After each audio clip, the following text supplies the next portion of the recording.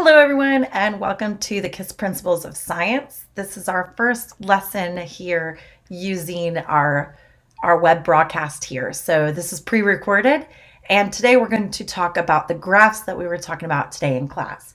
So first, we're going to talk about using our position versus time graph. So if I have my P and my T, so this is in meters, and this time is in seconds. So what we're going to do is we're going to look at what different scenarios can happen on the velocity versus time graph. Again, this would be in meters per second, and then our time will be in seconds. So we have meters per second on the Y and seconds on the x-axis. So if we're looking at the position versus time, if we have something going up like this, it's continuously going up and it has a positive. And remember that the slope here equals velocity.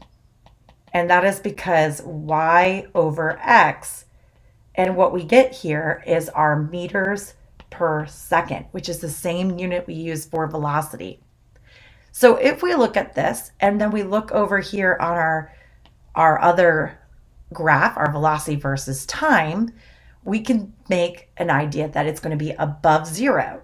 And since this is unchanging, we know that this over here is going to be flat. That means that we have no change. So we're going to have a positive line here.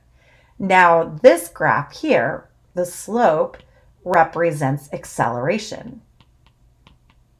And acceleration, if we look at the unit here, so I'll move my camera here out of your way so you can see that that's acceleration.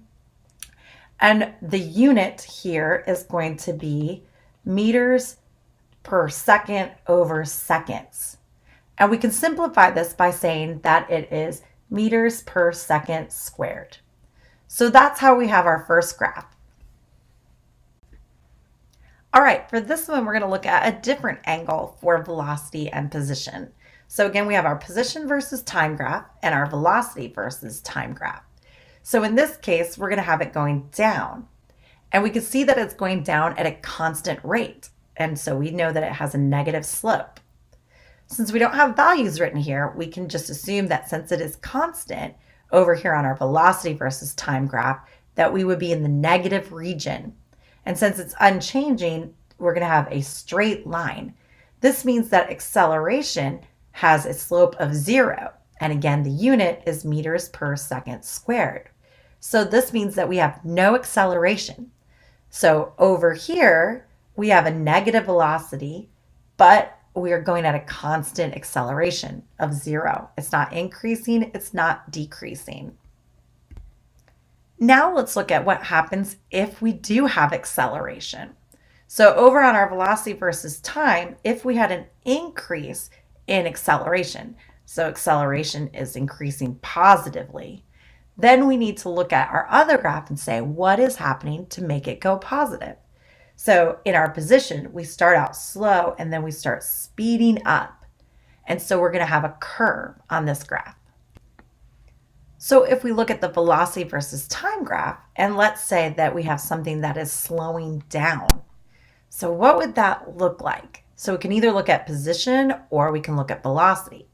So let's look at position. So it's starting to move a lot of distance and then it starts to slow down. So in this case, if we still look at our slope, the slope is still positive here because we are still going up, but we're just slowing down. So what does that look like on the other side here on our velocity versus time graph? So before we had it going up in the positive quadrant. So we're going to need to be here in the positive region, but we need to show that it is slowing down or that velocity is decreasing. So over time, our velocity is decreasing over time. So we have a negative slope in the positive quadrant. So in this case, acceleration is negative. So that means we are decreasing our speed or our velocity. Now this leads us to some important things. So we have already learned that if we look at speed, speed equals distance over time or change in time. So we would put delta t for time. So that means regardless of where we begin or where we end, we're looking at the total amount of travel distance over time. And this can only be positive. But when we look at velocity, velocity looks at something different. So this looks at our displacement. So that is our change in distance.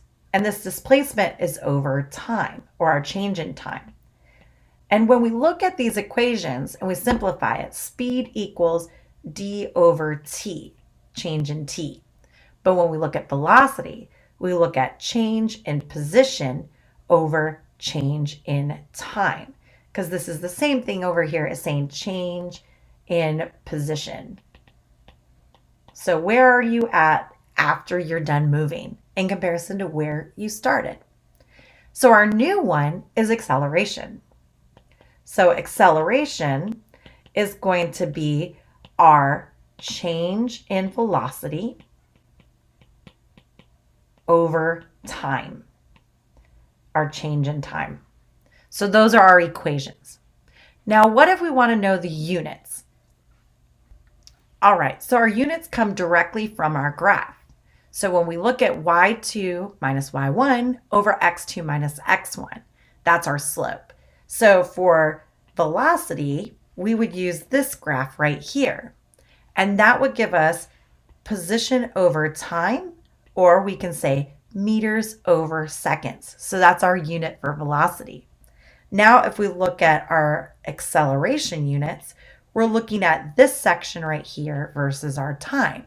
So in this case, our units are going to be meters per second over seconds. So the meters and the seconds here in this section are what would actually cancel each other, but they don't. So we can simplify this and make it meters per second squared. So those are our units. So I hope you guys found this tutorial helpful. I miss you guys, and I hope you guys are having a great time. If you guys have any questions, please make sure to send me a message on Canvas, or you can email me at carrie.knoxschools.org. Thank you.